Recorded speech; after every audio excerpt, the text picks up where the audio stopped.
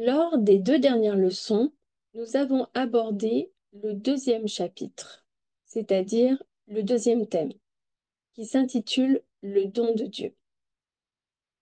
Ce deuxième thème, le don de Dieu, est découpé en 4 parties. Pour rappel, nous en avons déjà fait 2. La première leçon était le don le plus important de Dieu, c'est-à-dire Dieu lui-même qui se donne au travers de l'Esprit Saint. La deuxième partie, qui nous a été présentée la semaine dernière, était le fruit de l'esprit. Et aujourd'hui, nous allons voir la troisième session qui s'intitule Les fils et les filles de Dieu. Nous terminerons notre leçon d'aujourd'hui comme d'habitude par des questions-réponses en allant chercher dans la Bible des versets autour de ce qui a été partagé. Si vous n'avez pas eu le temps de noter toutes les questions ou toutes les références des versets, ne vous inquiétez pas, elles seront mises dans leur intégralité sur le groupe WhatsApp pour vous permettre de les relire et de méditer sur le sujet d'aujourd'hui. Avant de commencer, pour vous aider à bien vous situer dans ce deuxième thème, le don de Dieu, je voudrais vous rappeler très rapidement les points essentiels des 2 leçons précédentes sur le don de Dieu, c'est-à-dire Dieu qui se donne lui-même au travers de son esprit et le fruit de l'esprit. Les dons que Dieu nous accorde sont très variés, mais il en est un qui dépasse tous les autres. C'est le don de Dieu lui-même, le don de l'Esprit Saint. Lors de ce cours, nous avions évoqué la venue de Jésus sur terre et nous avions vu combien Jésus était dépendant de la vie et de la puissance de l'Esprit Saint qui était en lui. Tout d'abord, Jésus a été conçu par le Saint-Esprit dans le sein de sa mère Marie.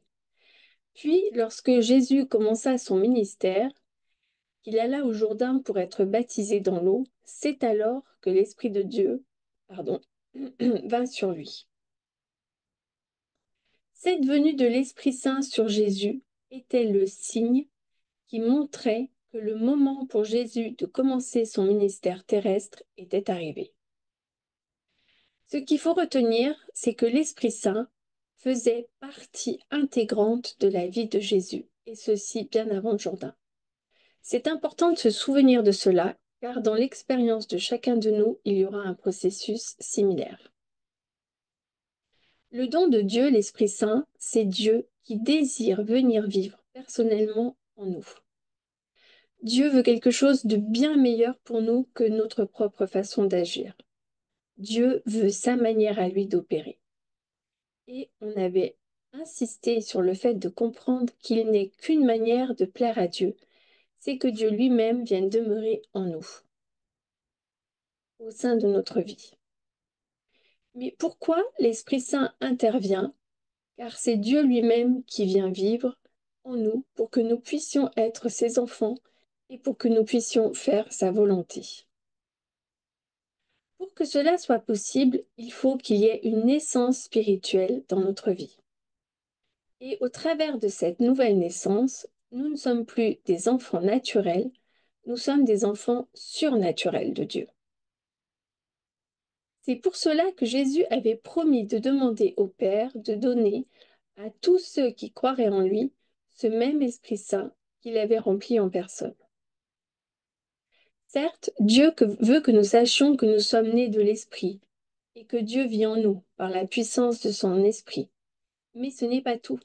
Il veut en plus que notre vie soit pleine, pleine à déborder de la vie et de la puissance de Dieu, à tel point que Dieu lui-même jaillisse de nous. Paul parle de cette vie que l'Esprit Saint fait croître en nous comme étant le fruit de l'Esprit. Si vous préférez, on pourrait le dire, c'est quand Dieu vient vivre en nous par la puissance de l'Esprit, cela suscite un bon fruit dans la vie des hommes.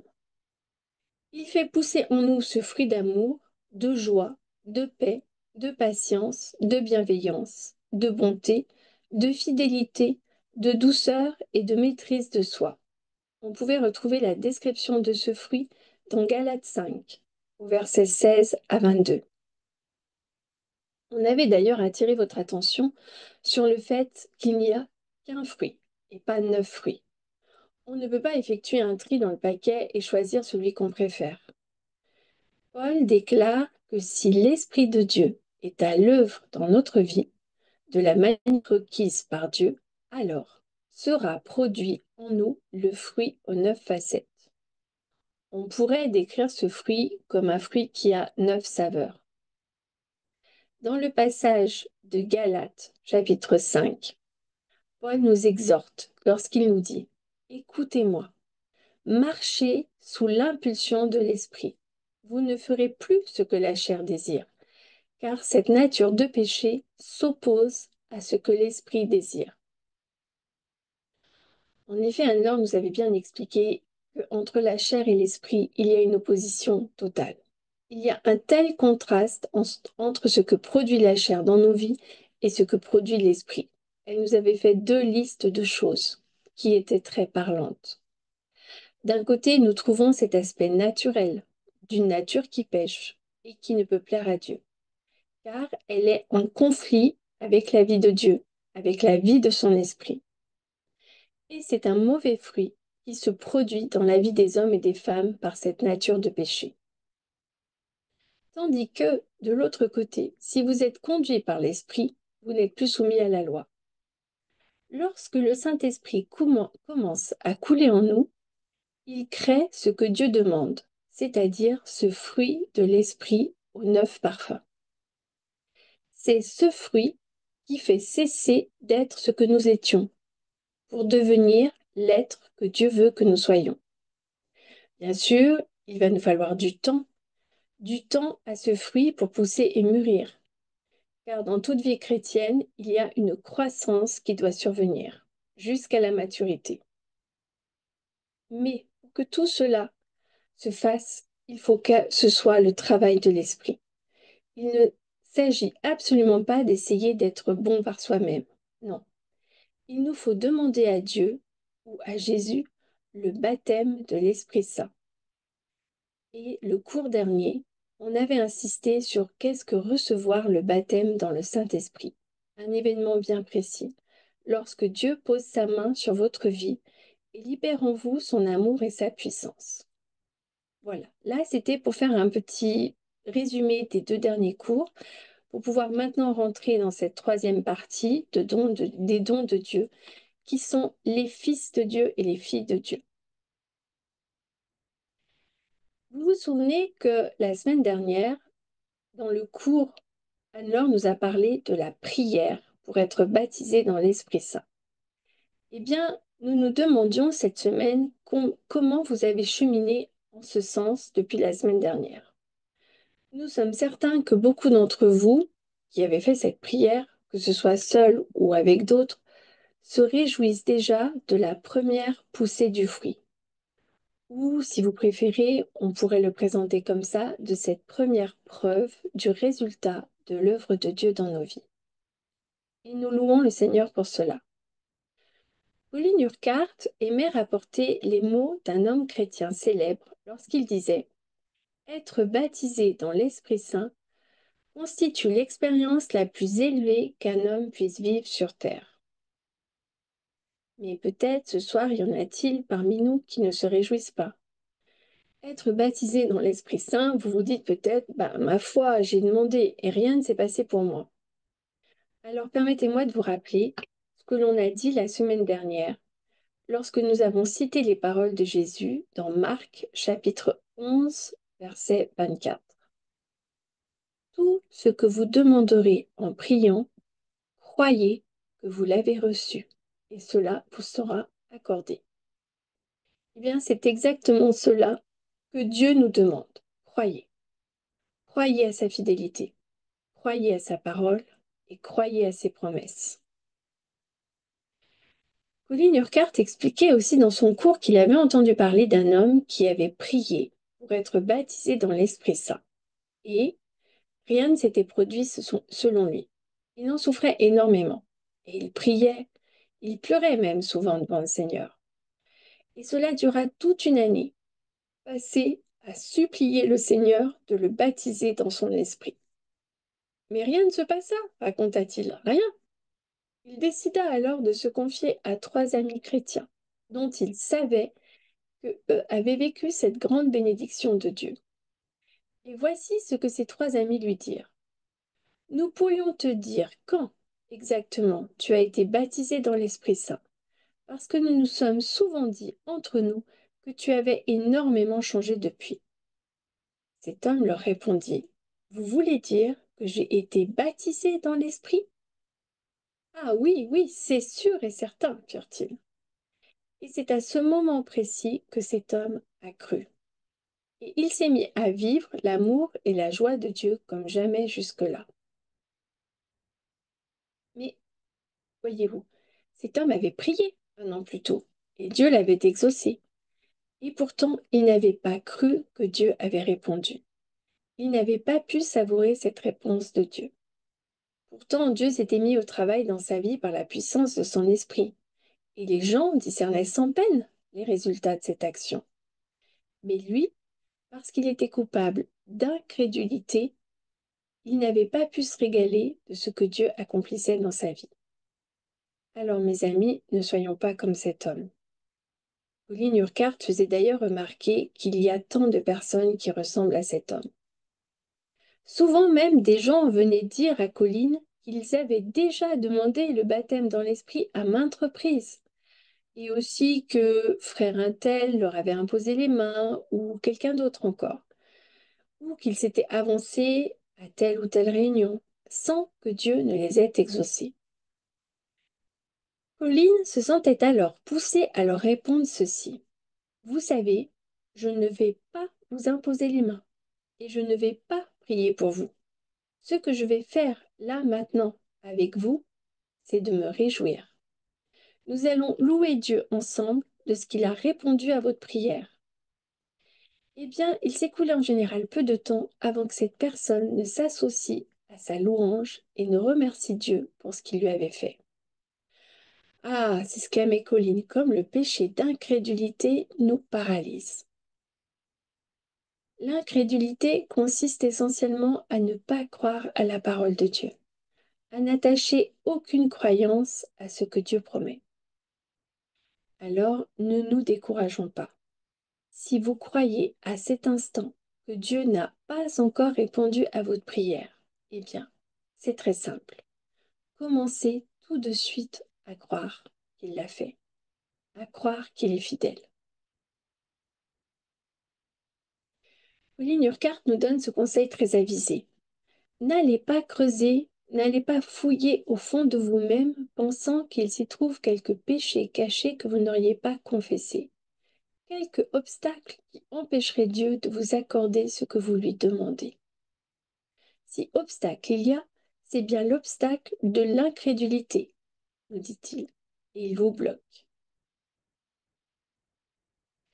Et mes amis, s'il est un péché quelconque dont Dieu veut nous convaincre, il s'empressera de le faire si nous lui ouvrons notre cœur. Inutile par conséquent de fouiller en vous, de vous examiner, de vous introspecter.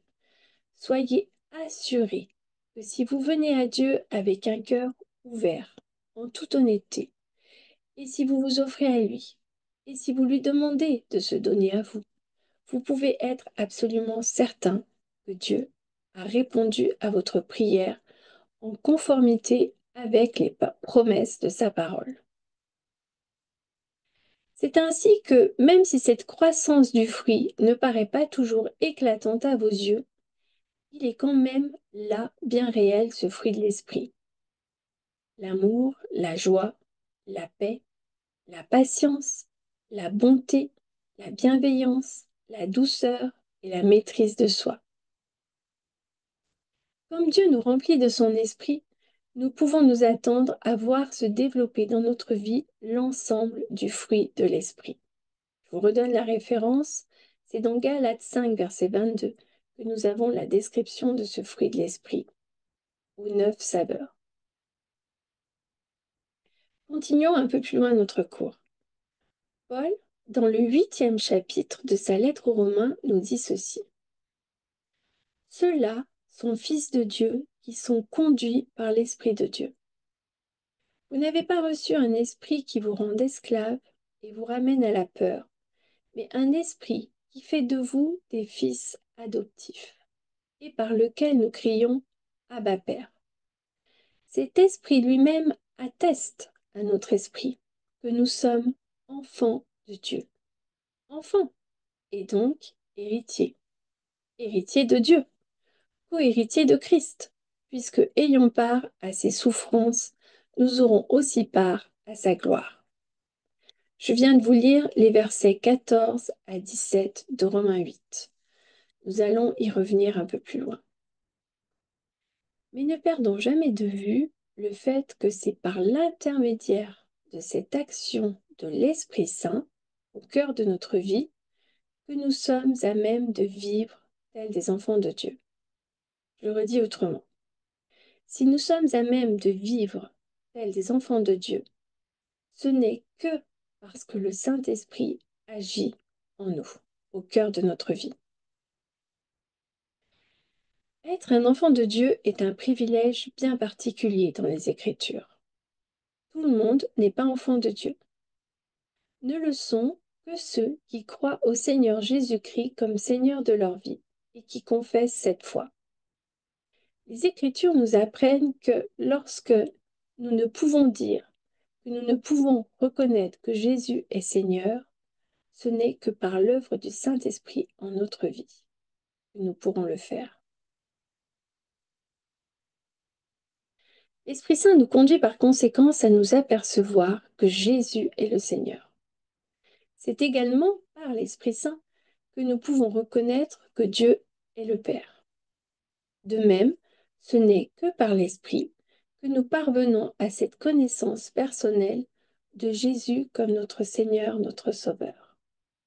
Et encore, nous n'avons de Dieu le Père une connaissance personnelle de ce qu'il est notre Père que par l'œuvre du Saint-Esprit. Ainsi, je sais qu'il est mon Père, mais qu'il est en même temps le Père de tous ceux qui sont nés de l'Esprit.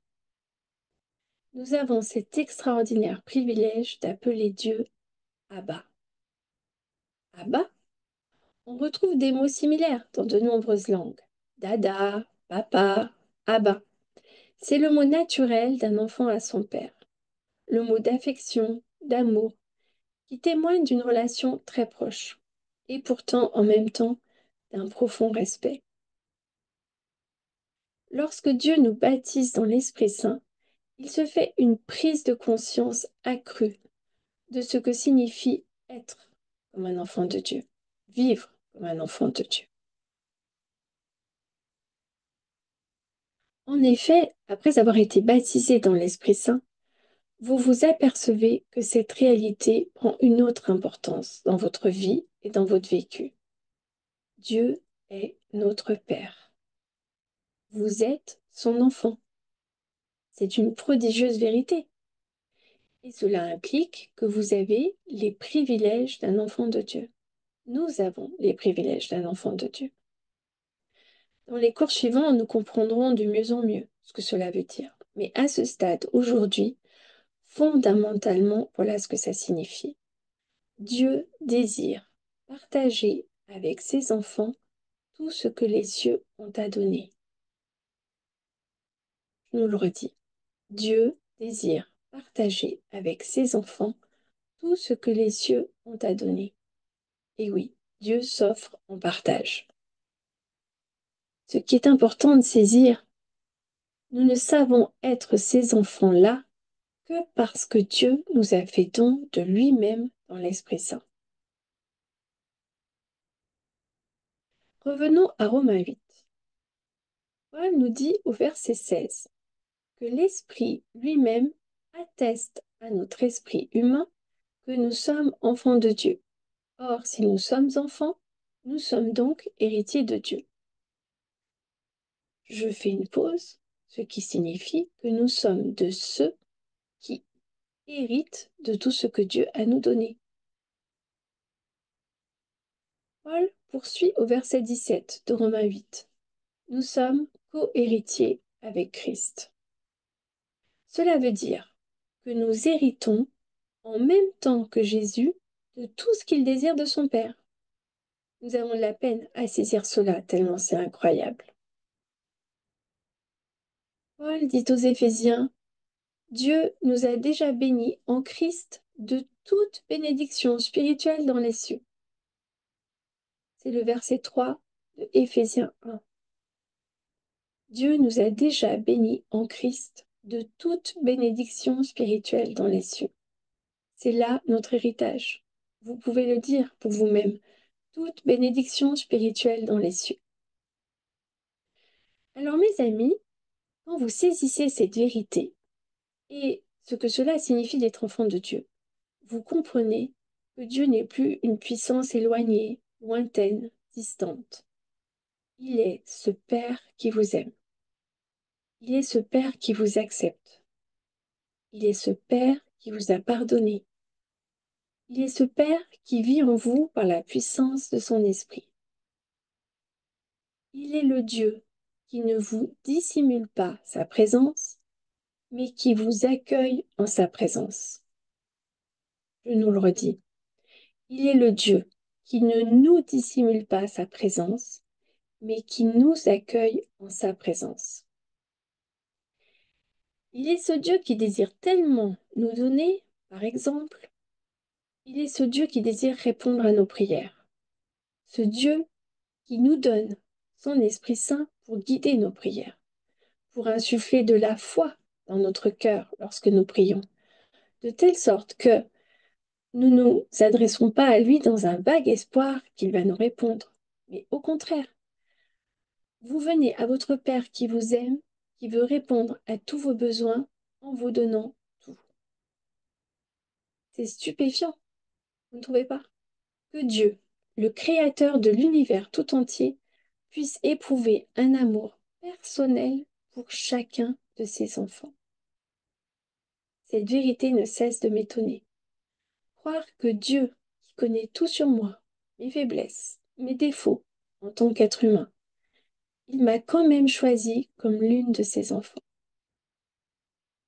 Vous savez, Colin Urquhart disait que cette vérité-là frappe en plein cœur l'orgueil humain. Il n'existe personne parmi vous qui soit susceptible de mériter ce grand privilège.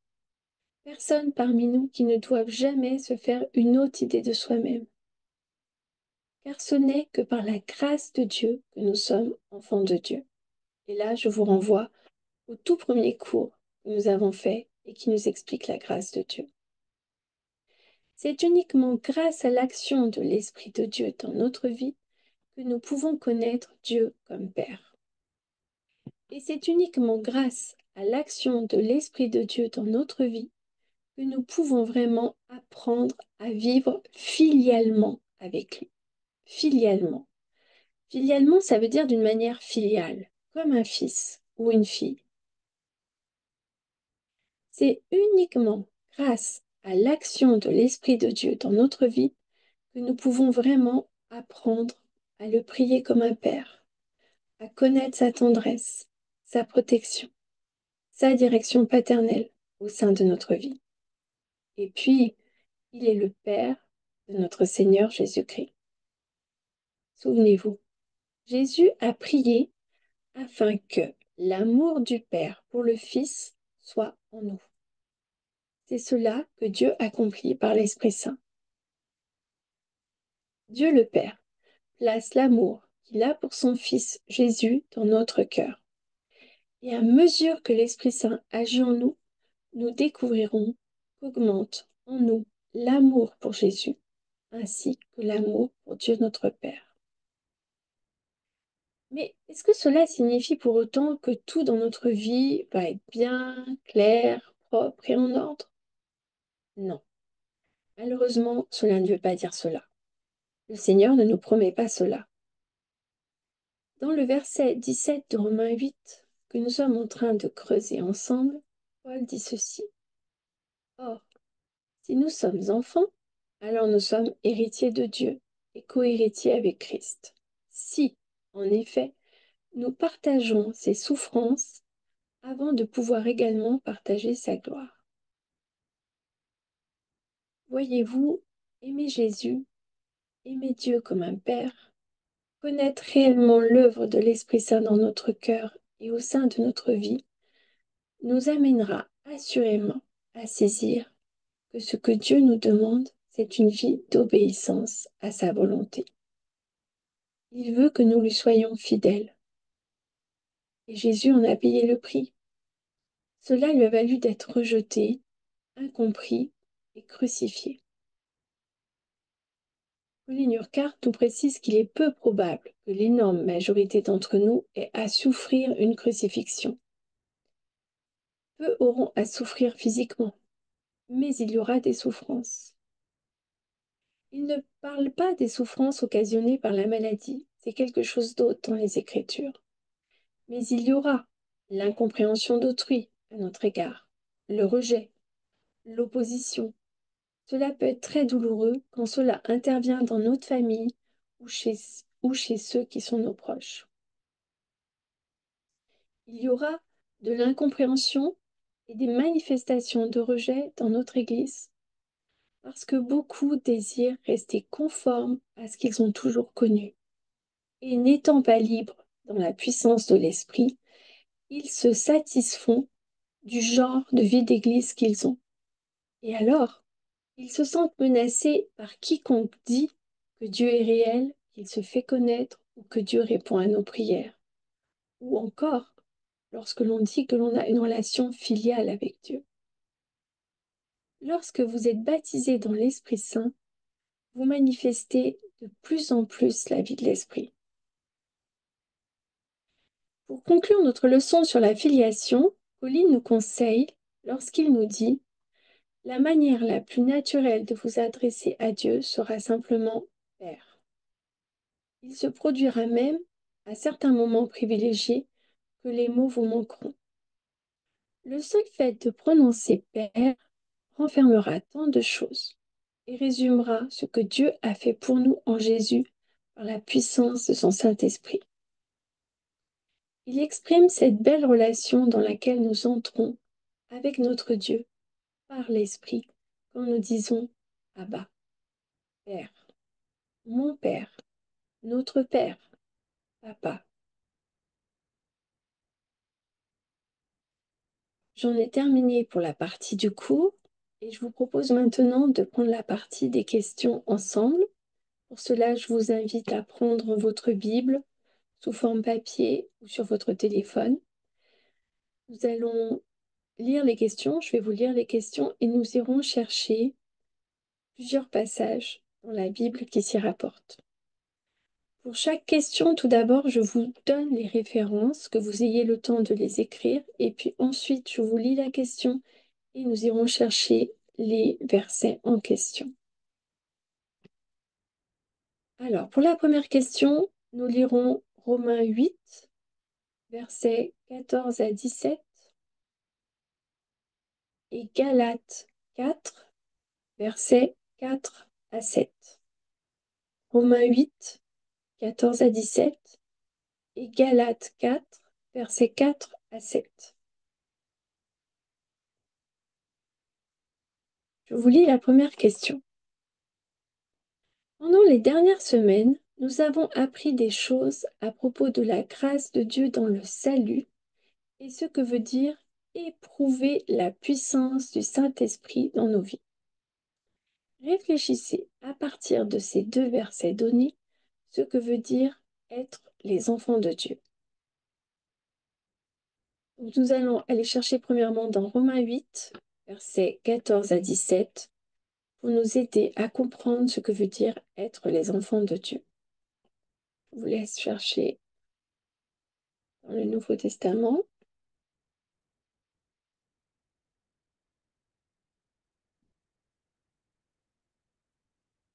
Romains 8, 14 à 17.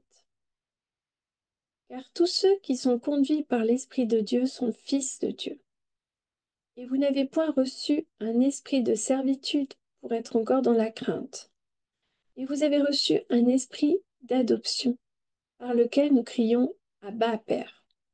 L'Esprit lui-même rend témoignage à notre esprit que nous sommes enfants de Dieu. Or, si nous sommes enfants, nous sommes aussi héritiers, héritiers de Dieu et co-héritiers de Christ, si toutefois nous souffrons avec lui, afin d'être glorifiés avec lui.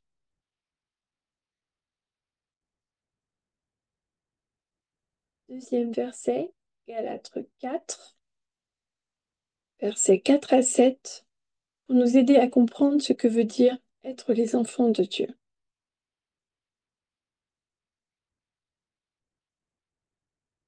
Donc généralement, je vous lis dans la version seconde, et sinon je vous précise si c'est une autre version. Mais lorsque les temps ont été accomplis, Dieu a envoyé son Fils, né d'une femme, né sous la loi, pour racheter ce qui était sous la loi, afin que nous recevions l'adoption ou le statut d'enfant adoptif. Et parce que vous êtes fils, parce que vous êtes ses fils, Dieu a envoyé dans nos cœurs l'esprit de son Fils, lequel crie Abba, Père. Ainsi, tu n'es plus esclave, mais fils. Et si tu es fils, tu es aussi héritier par la grâce de Dieu. Voyons bien tout ce que nous avons expliqué jusqu'à maintenant, que c'est le Saint-Esprit en nous qui vient nous révéler, qui vient crier Abba, Père, et qui vient faire de nous des enfants adoptifs. Je vous propose de passer à la deuxième question. Alors là, il va y avoir plusieurs références. Je vous les donne pour pouvoir les noter. 1 Corinthiens, chapitre 12, verset 3. Jean 17, versets 25 à 26. Jean 20, verset 17. Luc 11, versets 1 à 4. Et la dernière, 1 Jean 3, versets 1 à 3. Je vous les redis rapidement. 1 Corinthiens 12, verset 3. Jean 17, versets 25 et 26. Jean 20, verset 17. Luc 11, versets 1 à 4. Et pour la dernière, 1 Jean, chapitre 3, versets 1 à 3. La deuxième question se compose en fait de trois sous-questions. Est-ce que chaque personne est un enfant de Dieu? Qu'est-ce que Dieu a accompli afin que nous puissions entrer dans cette intimité des enfants avec leur Père? Et quel en est le résultat pratique dans nos vies? Première question, est-ce que chaque personne est un enfant de Dieu? 1 Corinthiens 12, verset 3. C'est pourquoi je vous déclare que nul, s'il parle par l'Esprit de Dieu, ne dit Jésus est anathème, et que nul ne peut dire Jésus est le Seigneur si ce n'est par le Saint-Esprit.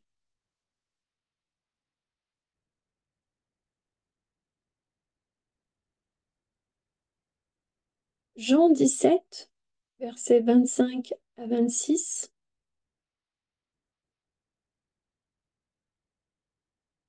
Père juste, le monde ne t'a point connu, mais moi je t'ai connu, et ceux-ci ont connu que toi tu m'as envoyé.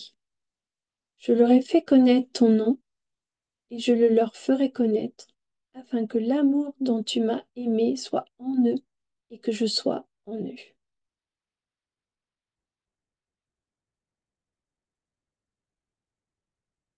On reste toujours dans Jean, on va au chapitre 20, un petit peu plus loin, et on va prendre le verset 17. Pour resituer le contexte, c'est lorsque Jésus dit à Marie, parle à Marie, pardon, le matin de la résurrection. Verset 17, Jésus lui dit, ne me touche pas, car je ne suis pas encore monté vers mon Père, mais va trouver mes frères et dis-leur que je monte vers mon Père et votre Père, vers mon Dieu et votre Dieu.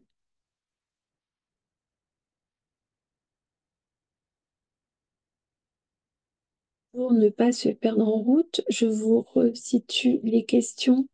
Est-ce que chaque personne est un enfant de Dieu? Qu'est-ce que Dieu a accompli afin que nous puissions entrer dans cette intimité des enfants avec leur Père? Et quel en est le résultat pratique dans nos vies?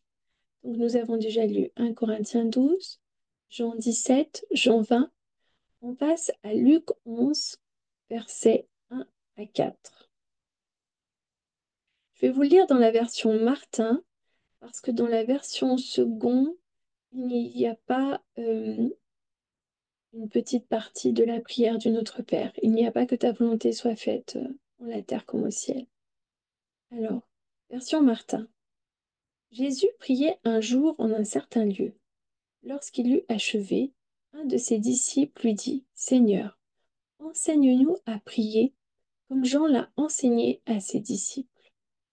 Et Jésus leur dit, quand vous priez, dites, Notre Père qui es aux cieux, que ton nom soit sanctifié, que ton règne vienne, que ta volonté soit faite sur la terre comme au ciel. Donne-nous chaque jour notre pain quotidien et pardonne-nous nos péchés, car nous aussi nous pardonnons à quiconque nous offense. Et aide-nous à ne pas entrer en tentation.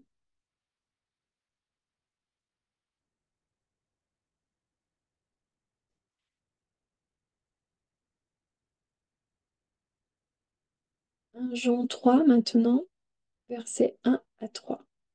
Je vous laisse le temps de chercher 1 Jean chapitre 3, versets 1 à 3.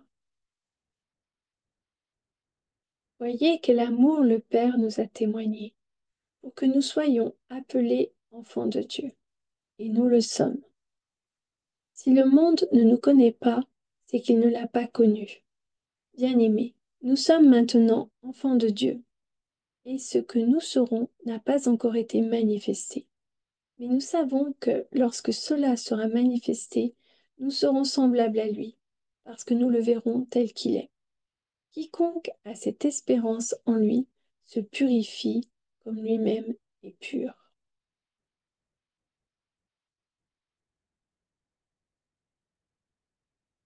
J'espère que la lecture de ces versets vous permettra de pouvoir répondre. Est-ce que chaque personne est un enfant de Dieu, comme on l'a vu dans le cours? Ce n'est pas tout le monde qui peut être enfant de Dieu. Quelles sont les conditions? Qu'est-ce que Dieu a accompli afin que nous puissions entrer dans cette intimité des enfants avec leur Père? Et quel en est le résultat pratique dans nos vies? Troisième question. Je vous donne les deux références. Romains 8, verset 17, Éphésiens 3, verset 6. Romains 8, verset 17, Éphésiens 3, verset 6. Qu'est-ce que cela signifie être un héritier de Dieu et un co-héritier avec Christ? Qu'est-ce que cela signifie être un héritier de Dieu et un co-héritier avec Christ? Romains 8, verset 17, nous l'avons déjà cité à plusieurs reprises dans ce cours. Or, si nous sommes enfants, nous sommes aussi héritiers, héritiers de Dieu, et donc co-héritiers de Christ, si toutefois nous souffrons avec lui afin d'être glorifiés avec lui. Éphésiens 3, verset 6. Ce mystère, c'est que les païens sont co-héritiers. Pardon. Ce mystère, c'est que les païens sont co-héritiers et forment un même corps et participent à la même promesse en Jésus-Christ par l'Évangile. C'était la version seconde. Je suis allée voir ce que disait la Martin et il y a le terme païen qui est changé par le terme gentil. C'est que les gentils sont co-héritiers et d'un même corps et qu'ils participent ensemble à sa promesse en Christ par l'Évangile. Dans la Darby, nous avons les nations sont cohéritières et dans la seconde 21, nous avons les non-juifs.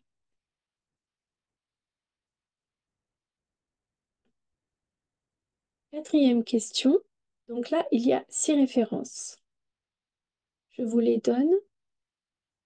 Éphésiens, chapitre 1, versets 3 à 6. Puis nous irons dans 1 Pierre 5, verset 7. Puis dans Jean 14, verset 23. Nous resterons dans Jean juste un chapitre plus loin, chapitre 15, verset 16. Pour l'avant-dernière, Philippiens 4, verset 19. Et pour la sixième, Hébreux 2, versets 10 à 11.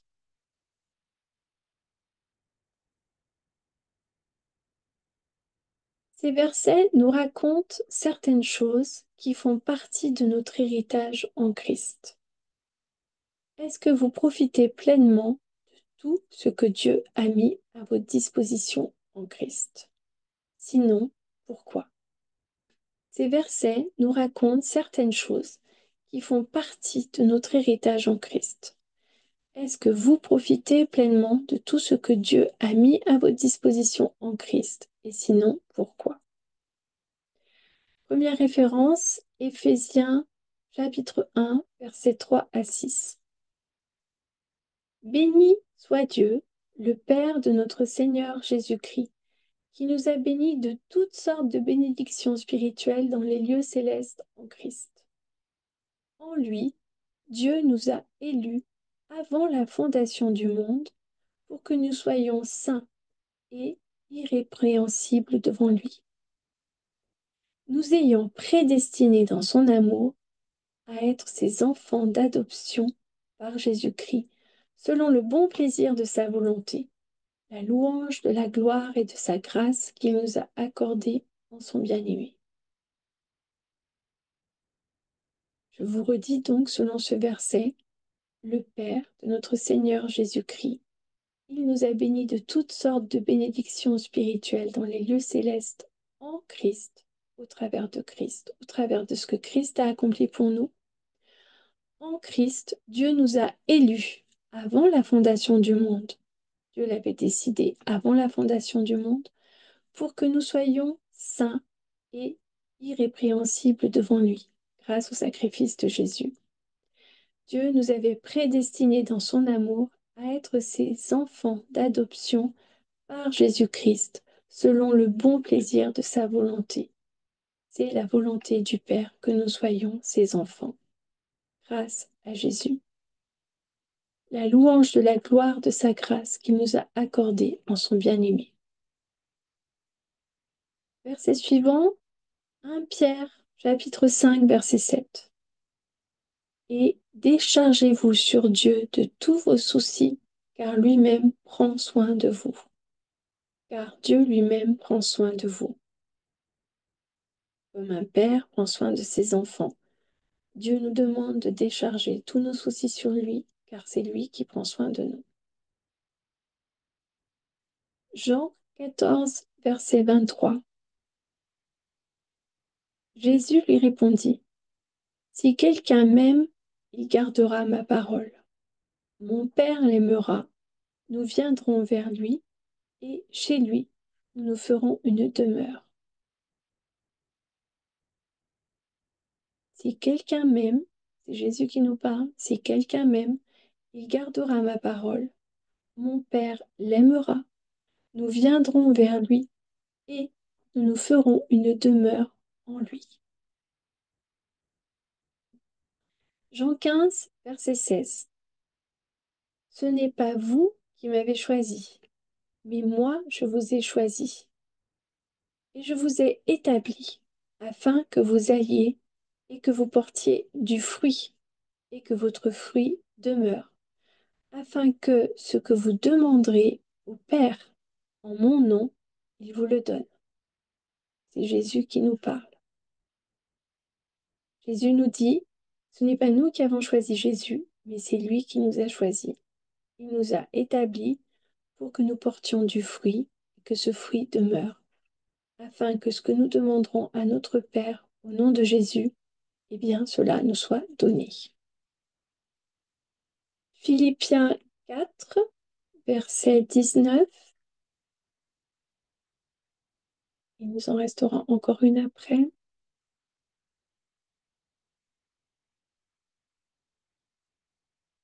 Philippiens 4, verset 19. Et mon Dieu pourvoira à tous vos besoins selon sa richesse, avec gloire en Jésus-Christ. Comme un Père, Dieu pourvoira à tous nos besoins selon sa richesse, avec gloire en Jésus-Christ. La dernière référence concernant la quatrième question, je vous redis, la quatrième question, c'était pour nous aider à comprendre ce qui fait partie de notre héritage en Christ et est-ce que nous profitons pleinement chacun de tout ce que Dieu a mis à notre disposition en Christ? Et sinon, pourquoi? Qu'est-ce qui l'empêche? Hébreux 2. Il convenait en effet que celui pour qui et par qui sont toutes choses, et qui voulait conduire à la gloire beaucoup de fils et de filles, éleva à la perfection par les souffrances le prince de leur salut. Car celui qui sanctifie et ceux qui sont sanctifiés sont tous issus d'un seul. C'est pourquoi il n'a pas honte de les appeler frères. Alors cette référence, je voulais chercher dans la parole de vie, ça peut peut-être nous aider un petit peu. C'est dit autrement, mais ça va nous éclairer. C'est Dieu, donc c'est le verset 10 et 11 de Hébreux 2 dans la parole de vie. C'est Dieu qui a fait le monde, et le monde existe pour lui. Or, il a voulu qu'un grand nombre de ses enfants participent à sa gloire. Puisque c'est Jésus qui les sauve, il fallait que Dieu le rende parfait au moyen de la souffrance. Jésus purifie les humains de leurs péchés. Eh bien, celui qui rend pur et ceux qui sont devenus purs ont tous le même Père. C'est pourquoi il n'a pas honte de les appeler ses frères et sœurs. Je trouve que ça nous éclaire d'une manière différente pour comprendre ce verset. Cinquième question, je vais vous donner 4 références. Romains 8, verset 7, Philippiens 1, verset 29, Philippiens 3, verset 10 et 2 Timothée 3, verset 12. Pourquoi est-ce que vivre en tant que fils de Dieu ou fille de Dieu entraîne de la souffrance? À noter, comme je vous l'ai dit dans le cours, la souffrance ici n'implique pas la maladie. Pourquoi est-ce que vivre en tant que fils de Dieu ou fille de Dieu entraîne de la souffrance? Première référence, verset 7 de Romains 8.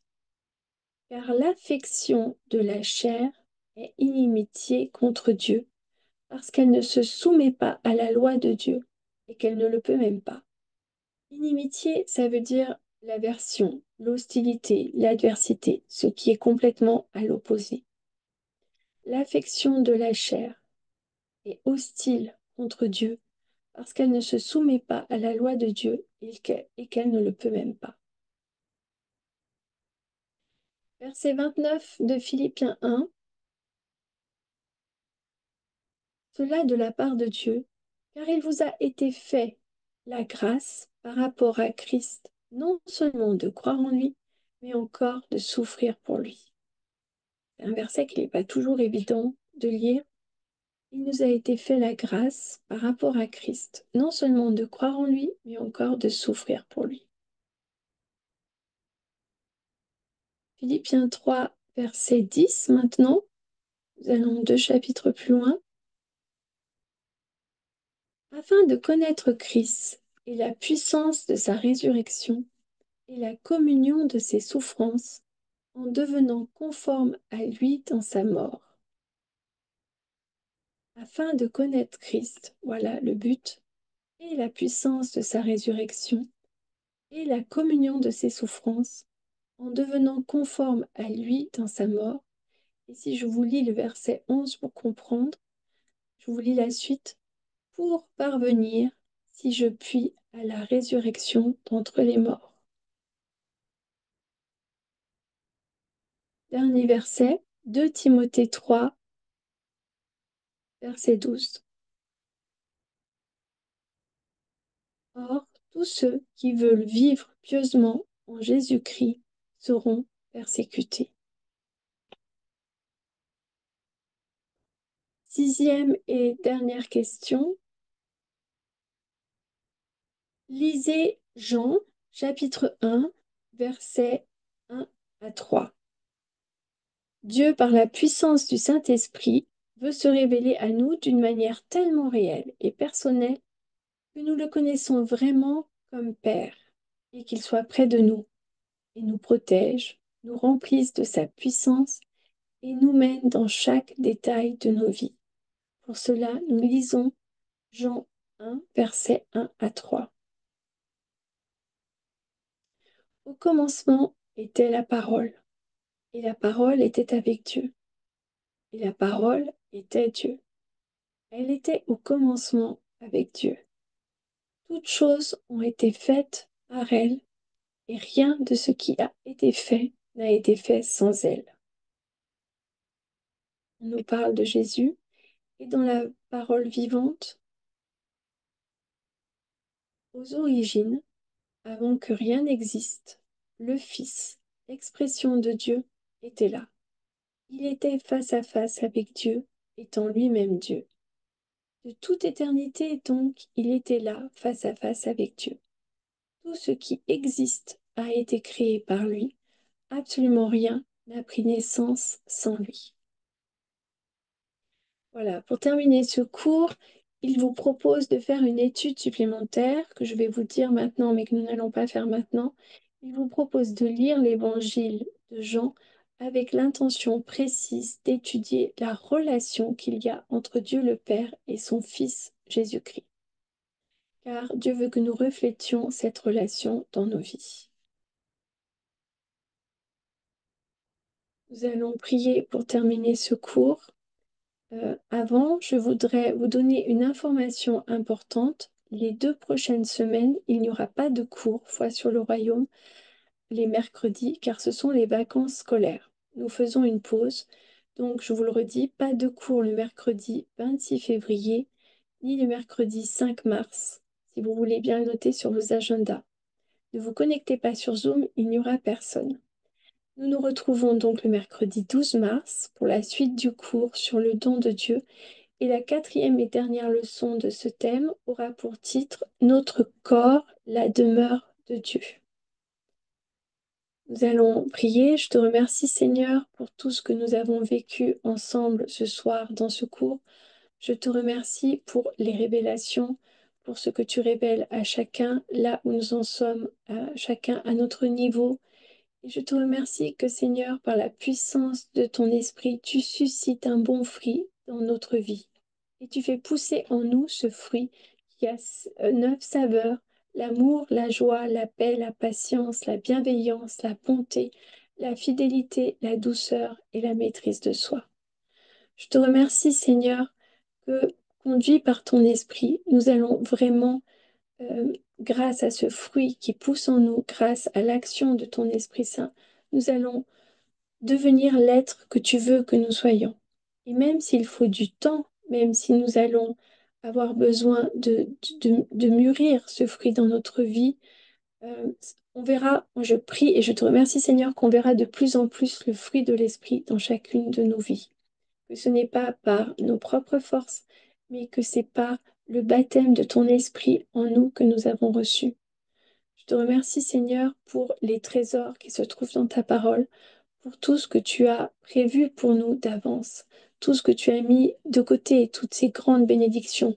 Tu as voulu, Père, tu as décidé avant la fondation du monde que nous serions tes enfants et tu voulais te réjouir en nous. Tu voulais vivre en nous, tu voulais mettre ton esprit en nous, mais pas seulement. Tu voulais nous donner la vie éternelle, mais pas seulement. Tu voulais faire jaillir de nos vies des fleuves, euh, une abondance de ta vie, de ta puissance, de tout ce que tu es et de ce qui te caractérise, Père. Et je te remercie que tu réponds à nos prières en conformité avec les promesses de ta parole. Je te remercie, Seigneur, que toute personne qui a suivi ce cours ce soir et qui les verra par la suite pourra être encouragée, exhortée, pourra prendre plaisir à lire ta parole, à s'enraciner en toi et à aller plus loin dans la révélation de son identité de fils ou de fille de Dieu. Au nom de Jésus, je te remercie. Et bien voilà, nous avons terminé pour ce soir et je vous remercie d'avoir assisté à ce cours. Et on se retrouve non pas dans 2 semaines, mais début mars. Merci, bonsoir.